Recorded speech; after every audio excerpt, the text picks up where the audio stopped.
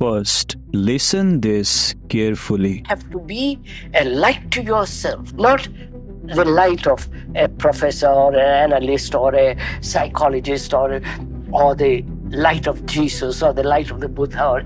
You have to be a light to yourself in a world that is utterly becoming dark. Observer is the image which has been created. He is the sensor, the entity that judges, compares, all that. And then he looks at the object, either the tree or his own experience, or his image, his relationship with somebody another. So the observer is the image, looking at the image which he has created about the other. So the relationship between the observer and the observed is not a relation. It's two images looking at each other. Now, if the observer when the observer has no image at all, which is quite a tremendous problem in part, which is meditation, all that, then the observer is the observer. What is the observer. Not the observer is looking at what is. This man can completely change your life through his teaching. He does not consider himself a guru or a spiritual teacher, and he rejects the notion of having followers. So can we not accept any guru, any leader, including especially the speaker? You don't need any guru, any leader, any book, including that of the speaker. This man, who wears simple clothes, has profound philosophical insights, such as the observer is observed and thinker is thought. Is the experiencer or the thinker different from his thoughts? These ideas, which we have never heard from any gurus out there. The brain is endlessly active, chattering, right? From one subject to another, from one thought to another, from one association to another, from one state to another. It's constantly occupied. One is not aware generally, but when one is aware, without any choiceless awareness of this movement, then that very awareness, that very attention ends that chatter. Spiritual leaders like Osho, Alan Watts, Sadhguru, actor Bruce Lee, and many Buddhist monk has been inspired by his teaching. He encouraged individual to be light to oneself. He has traveled to many countries like New York, Switzerland, India, Europe to discuss with scientists, physicists, Buddhist scholars about philosophical and spiritual topics like the nature of human mind, psychological disorder, and what is a healthy mind. He was interviewed by the New York Herald, BBC News several times throughout his life. His dialogues were published on the magazine front page. Who is there to tell you what? We have this mentality that I must have somebody to tell me what to do. Psychologically, why should I accept what somebody else says? When I realize that I am the rest of mankind, mankind is me. The me is the history of mankind, the book of mankind. If I know how to read it, I don't depend on anybody. And I personally think that's the psychological guidance by another, whether it is the religious guidance or the the guidance of the psychologist, is totally wrong. So in this video, we will learn more about who Jiddu Krishnamurti is and why his ideas are deeply transformative and empowering for one's personal and spiritual journey.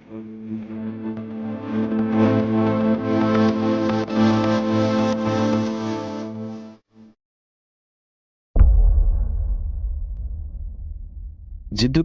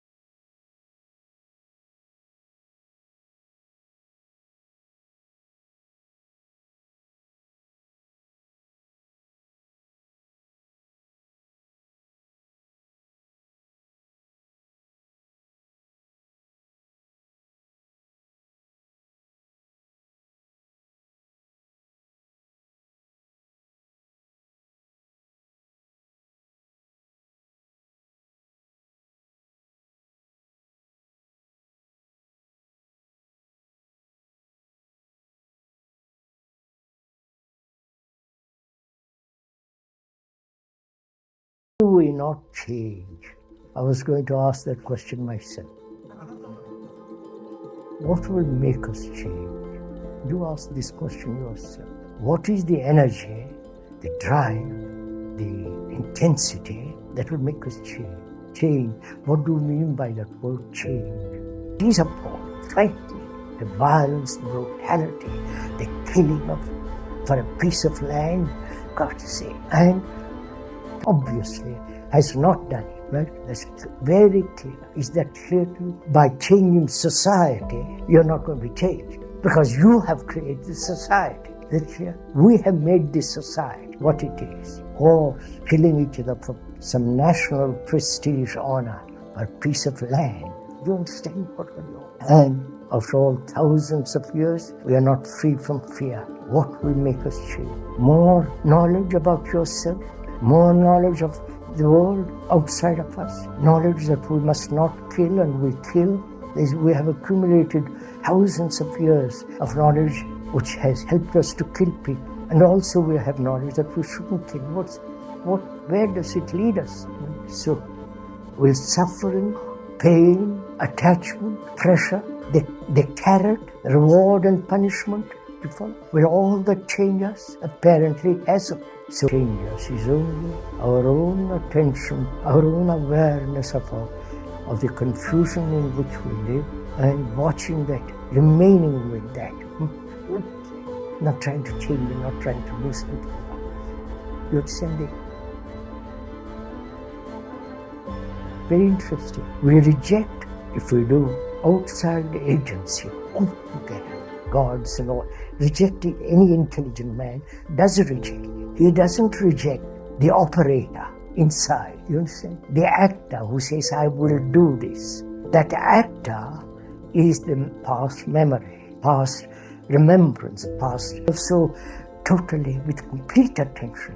That which has completely ended. So it must be one's own perception of one's misery, confusion. Live with it, hold it, not try to act.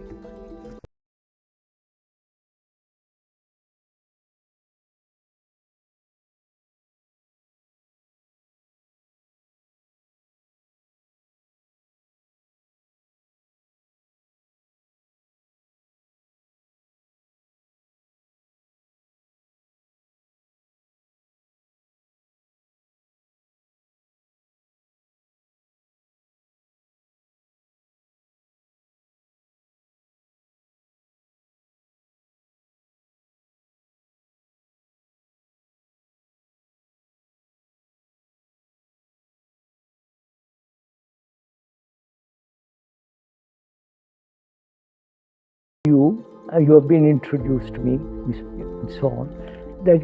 I remember all that memory of it. He's the observer. Can I look at you without the observer, without the knowledge of you? You understand? Yes. Of course I can. I think we have to go slowly there because it's a great step. Yes, you can. Of course. Yes. Therefore, the observer is the observed. Yes. There is no separation. Absolutely. There is separation only when there is the observer different from the observed. Correct. Absolutely. Right? So that's an observation. That is an observation. That's real observation. Yes. Without the observer. Correct. The observer is the past, memory, knowledge, experience. In 19Also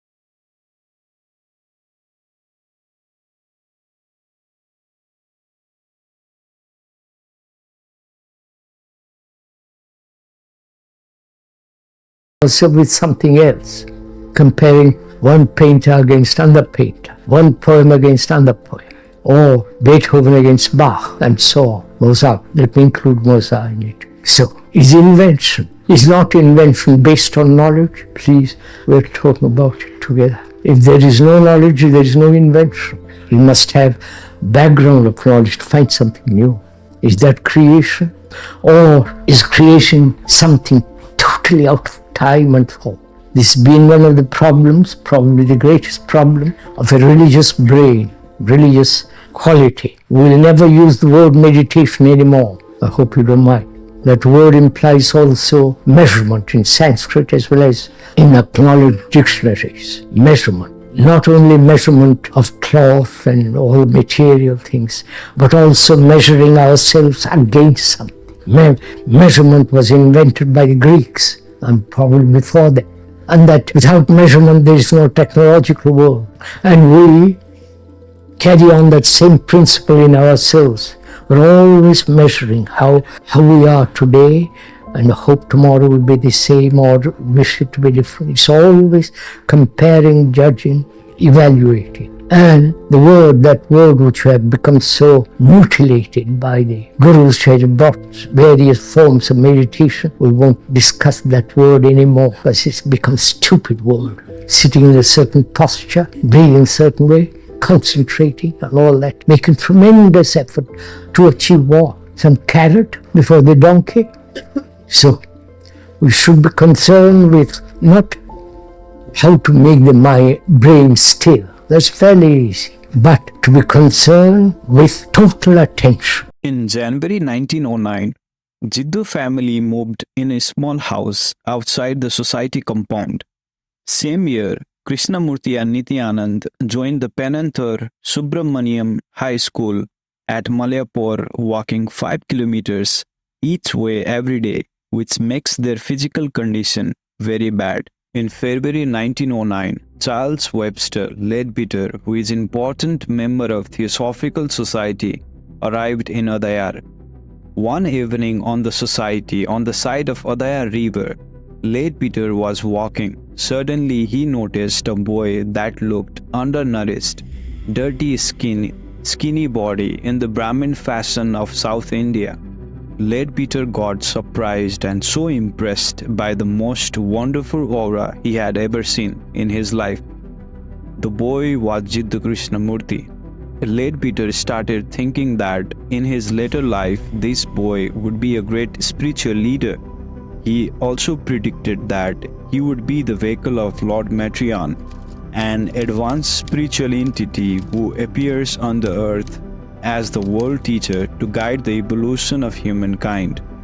Leadbeater went to meet Krishnamurti father, saying Jiddu and Nityanand will be taken care by Theosophical Society, and convinced their father that he must be made to realize that his son no longer belongs to him, but to the world. For the few years they should associate only with those who were under theosophical influence. Leadbeater chose to guide Jiddu Krishnamurti and began giving him spiritual lessons, but due to his sinus nature, communication with Leadbeater was very difficult. At the same time, he can only speak in Telugu, not good in English. So this habit of chattering, how do I stop it? First of all, who is to stop it? Another chatterer who says, I must stop this chattering, but I'll have my own chattering. You understand? So who is to stop chattering? Seeing that's a wastage of energy, chattering. Then will you stop that? So we have to ask a question which is much more serious. Is there an entity outside of you or inside of you that will act as a brake upon chattering? That will say, no, I will not chatter. Is it, please listen carefully, is it another will? Is it will, the decision not to chatter? And if it is will, what is will? The quintessence of desire, right? Are you all tired? So how do you stop a habit of chatter? First of all, if you stop it through will, through desire, that creates another conflict, doesn't it? And to stop chattering without conflict, you understand my question? Is that possible? I chatter. First of all, I'm not aware I'm chattering. You point it out to me, say, well, chap, do stop chattering so much. And I get rather hurt by it. But if I go beyond that, I say, now, how am I, in what manner am I to stop it? Then I've got the orthodox means of will, right? Or taking a drug that will quieten me down. And having been quieted down, I take another drug to keep me awake. And I keep on that routine. So I want to find out how to stop a habit like chattering, keeping mouth open, scratching yourself, all kinds of things. without any kind of effort. You understand my question? This is an important question. To do something without effort. I wish you could. Will you do this? Find out your particular habit, aware of it, and say, now, can it be ended without any action of will, decision, compulsion, or reward? You understand? Reward and punishment are the two elements we live on. So can I break that habit without any side effect? Right? Can we go into this? I'll go into it. First of all, am I aware of my habit? Not that you pointed to me and then I realize it, but am I aware of my habits without somebody telling me of my, you understand? See the difference. If you tell me my habit, then I either resist it or say, yes, I must stop it. But if I see it for myself, I'm a step ahead, if I can so put it. Now, are we aware of our particular habit? Chattering, we took that. Now, what does that awareness mean? Awareness means to look at something without any reaction, without any choice. I am aware that I am chattering, that's first. Then to be aware, to watch it without any condemnation, justification, or explanation. Just to watch it. Will you do that? So that the old reactions don't come in. The old tradition doesn't come in and say, well, I must stop it, I must do this, I must do that. So to watch the chattering very carefully. To watch it means without any reaction of past memory. This becomes very difficult. You understand? If I watch that tree in movement in the wind, it's a beautiful thing. And I don't like wind, therefore I won't watch it. Similarly, in a certain way, I can watch my chattering. The watcher is not different from chattering, right? So the watcher is not the structure of words, memories, he's just watching. You understand that? And see, this is rather complex and requires a great deal of inquiry. We watch things with our prejudices, with our opinions, with our memories, the whole structure of words, right? We watch everything that way. Now, can you watch without all that memory structure? That's where the art of comes in, the art of watching. Now, I watch, there's a watching of my chatter. I'm aware, and in that awareness, I'm not seeking a reward or punishment. I'm just watching, which means what? I am giving complete attention at that moment. Right? At that second, all my energy, all my capacity and attention is there, which means when there is complete attention, complete, not attention brought about through any form of desire, through any form of reward or punishment, just complete attention, then that habit has no place. You understand? Do it, please. Try it once. Now, you will say, yes, that's for the moment it is possible. I can see that can end. If I give our complete attention to something, there's an ending to it. But it comes back, right? Are you following? It comes back. The Saturn comes back. Then what's your reaction? I did it once, gave complete attention, and it seems to subside for the second. Now, if I give same attention, it will subside again. So you have become mechanical. I wonder if you see this. Do you understand this? I gave attention, complete attention to my chattering. That frame of the attention wiped away for a few minutes chattering. I've seen the thing works. Then next moment or next hour, whatever period of time, you begin to chatter. And suddenly you catch yourself saying, I must pay attention. So again, you repeat again it disappears. So gradually what you are learning is paying attention, which means you're not attending. Have you understood what I'm saying? If you're constantly reminding yourself to attend, it's not attention. But attention has no time. I won't go into all this too. If you give your complete attention, which means there is no wastage of energy, then the thing goes away. So your concern is not attention, but wasting energy. You follow? We waste energy in 1,000 ways. Chattering is one of the ways. All right, I don't pay attention anymore about chattering, but I'm going to see how I waste my energy, right? I'm going to pursue that. I'm going to watch, learn, see where I'm wasting energy. Oh, there's so many ways, right? So my mind is now not becoming mechanical by the repetition that I must attain, but is moving, right? All the time picking up new things. I wonder if you see me.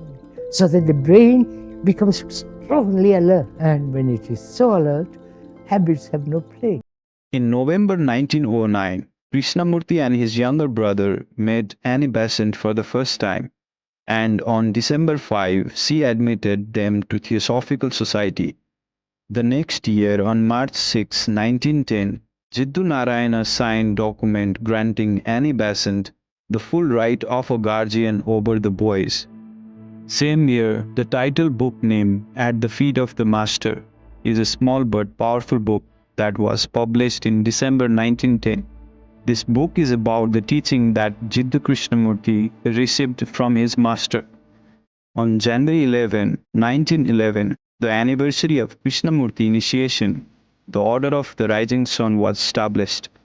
This organization aimed to prepare public opinion for the arrival of the world spiritual teacher. A few months later, it became international under a new name, the Order of the Star in the East. On April 22, 1911, Annie Besant sailed from India to England, along with Krishnamurti and Nityanand. During those 4 months of staying there, they took arithmetic and algebra lessons, Sanskrit, essay writing, and studied Shakespeare, and dived into Western life with theatre show, cricket match, firework, and Jew visit. Besant gave 3 lectures at the Queen's Hall in London on the upcoming of the world teacher. On May 28, 1912, Krishnamurti gave his first public speech at the Theosophical Society headquarters in London. Besant wrote to Leadbeater he was very nervous and forget much of it, but everyone was delighted and he looked very charming. On July 1912, Jiddu Narayana wrote to Annie Besant, changing his mind about letting her take care of his sons. She worried that Narayana supporters might try to take the boys. Besant kept them in England. After a lawsuit, a court decided that boys should go back to their father by the end of May 1913. However, Besant applied request appeal in court. After that, court allowed the boys to stay with Besant. Don't be corrupt inside. Don't seek vanity, pride. Don't say I'm superior to somebody else. You know, you learn a great deal if you're really humble. But if you're merely seeking success, money, money, money, power, position, status, then you are beginning with corruption. You might be poor. Be poor. Who cares? That's why it's important for you, for all of you, to find your own talent and stick to it, even though it doesn't bring you success, fame, and all that, which is all nonsense anyhow, because we're all going to die. You understand, old boy? While you live, live, not with all the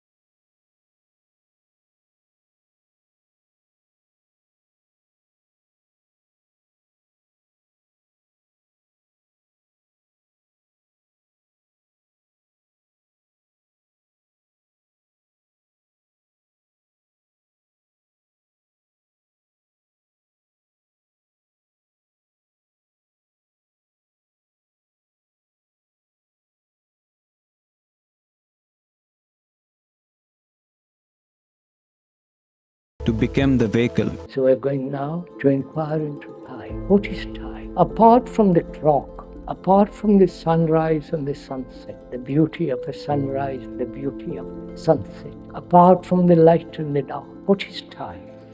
Please, if one really understands this, the nature of time inwardly, you will find for yourself an extraordinary sense of having no time at all. We come to time is the past, right? Time is the future, and time is the present. The whole cycle is time. The past, your background, what you have thought, what you have lived through, your experiences, your conditioning as Christian, Hindu, Buddhist, all the rest of it. Or you put aside all that nonsense and say, I'm going to live this way, which is the past. So the past is the present. Without the past, you won't be here. Your background, your condition, your brain being programmed as Christian, Hindu, Buddhist, and all the rest. We've been programmed for 2,000 years, and the Hindus for 3,000 to 5,000 years, like a computer. They repeat. So the past is the present. What you are now is the result of the past. And tomorrow, or 1,000 tomorrows, is the future. So the future is what you are now, right? So I compris. Sorry, you have understood? I must ask you that. That's right. It's up to you. So the future is now. In the now, all time is contained. This is a fact too. Actuality, not a theory. What you are is the result of the past, and what you will be tomorrow is what you are now. If I am violent now, tomorrow I'll be violent. So tomorrow is in the now, in the present, unless I radically, fundamentally bring about a mutation. Otherwise I'll be what I have been. That is, we've had a long evolution, evolving, and we have evolved to what we are now. And if you carry on that game, you will be violent, you will be barbarous next day. So, as all time is contained in the now, which is a fact, actuality, can there be total mutation now in all our behavior and our way of living, thinking, feeling, not being an American Hindu, Buddhist, nothing. Because if you don't radically, psychologically bring about a mutation, then you will be exactly what you have been in the past. So is it possible to bring about this psychological mutation at all? You know, when you have been going north all your life, following a particular direction, or not having a direction, just wobbling all over the place, as most people do, if you're going north, and somebody comes along and tells you more seriously, and you listen to him seriously, not only hear with the hearing of the ear, but also hearing deeply. When you hear, say, the way you are pursuing north, it leads you nowhere. There is nothing at the end of it. But go east or west or south, and you listen and you say, I will do it. When the moment you say you have taken a new turn, there is a mutation. The speaker is making it very simple, but it's a very complex problem, which is to realize deeply that when it's been going on this way for centuries upon centuries, and it has not changed at all. We are still violent, brutal, and all the rest of it. If one really actually perceives that, not intellectually or verbally, but deeply, then you turn in another direction. At that second, there is a mutation in the very brain cells themselves. Nityanand's health problem kept coming back during this time. On November 13, while traveling from Europe to India, Krishnamurti received a telegram saying that his brother has died in Ozai for tuberculosis. Despite Nityanand's ongoing health issue, his death news was unexpected and deeply shocked Krishnamurti's faith in Theosophical Society and its leaders. He surprised because the master had said that Nityanand would be well. Pupul Jayakar noted that Krishnamurti believed in the master and the Theosophical Society changed completely. Eyewitness said the news of his brother's death broke him completely. But just 12 days later, he appears immensely quiet, radiant, and free of all the sentiment and emotions. There was no sign of what he had been through. So what is death? What is the meaning of death? Which means the ending of everything. Ending of your possessions, ending of all your remembrances, ending all your attachments, ending of all the pleasurable or unhappy habits. So we ought to inquire not into what is death, but rather into what is the ending of the known. Because our minds, our brain has always functioned within the known. From August 1926 to April 1927, Besant and Krishnamurti spent a lot of time together in Ojai, probably the longest they had been together. Living closely with him, Besant noticed how far he had moved away from traditional theosophy. In a letter she wrote, Jiddu Krishnamurti is changing all the time. It does not seem like he replaced by the higher power, but more like a blending of consciousness. It soon became clear that Krishnamurti was rejecting all the forms of authority, including beliefs in the master path. On August 2, 1928, at the Omin camp in front of over 3,000 people, Krishnamurti spoke clearly about rejecting all the form of authority, including that of the world teacher. He said that each person should rely on their inner light. I maintain that truth is a pathless land and cannot be approached by any path whatsoever, by any religion, by any sect. Truth being limitless, unconditioned, unapproachable by any path whatsoever, cannot be organized, nor should any organization be formed to lead or coerce people along any particular path. First, understanding that, then you will see how impossible it is to organize a belief being purely an individual matter. You cannot, and therefore must not organize it. If you do, it becomes crystallized, dead. It becomes a creed, a sect, a religion to be imposed on others. That is what everyone throughout the world is attempting to do.